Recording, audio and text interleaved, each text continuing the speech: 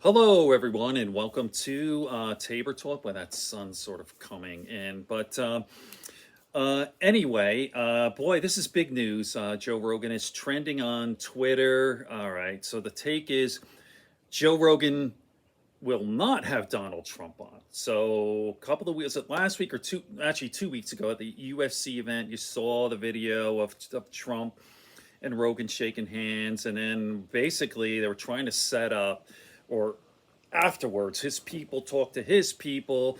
Trump wants to come on the podcast. Now, as we know, really over the past couple of years, going back to 2020 and even before then, Rogan has refused. So his people have asked to come on JRE, Rogan's podcast, at least, according to Rogan, at least a half a dozen times. And he always has said no. He said, I'm not doing this. I don't want to help the guy. I don't like him. He's dangerous. I don't like what he stands for. And there you go.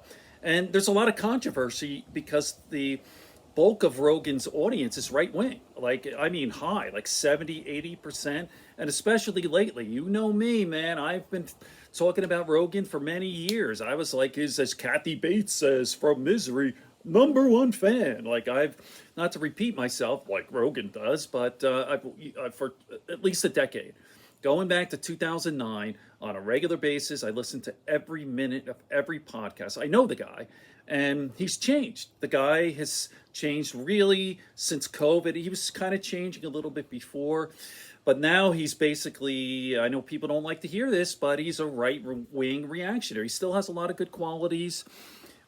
He brings up from time to time, like he had, and even his guests, like a lot of right-wing guests, but Duncan Trussell, who's a known lefty progressive Democrat, was on, and all that. Kyle Kalinski's on. Hoping David Pakman comes on, whatever. But Rogan stands for a lot of good things. He talks all the time about how his family was on welfare. He believes in social programs. He was a Bernie Sanders supporter and all of this. So, I mean, he was my guy. Like, he was my go-to guy, as people know. Like, I thought he was the best. I was his #1 fan, no question about it. And he just turned, and now he's, I don't know. I did a video on Emma Vigeland saying that he's a flat out liar, saying that there are litter boxes in schools, which is just a flat out lie.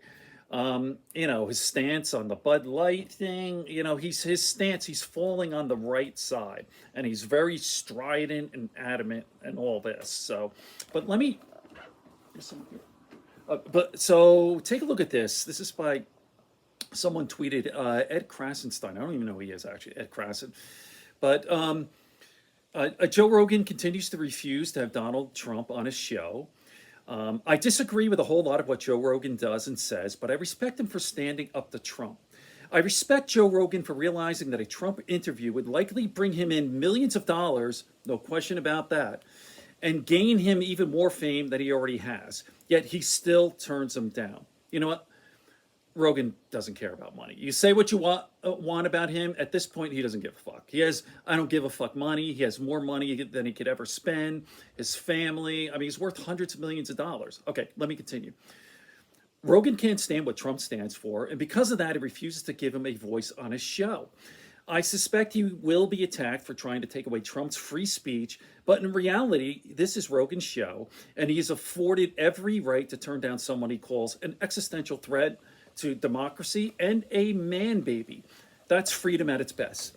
Does his continual rejection of Trump make you respect or disrespect Rogan? I'd like to know your thoughts. Okay, I'll end it on that. This channel, I cover Rogan, and I've been getting a lot of hate from people who are Joe Rogan simps because I'm calling him out. And I'll tell you what, another thing, a lot of people are full of shit. Like, I know the guy. I know his stance. I know his position.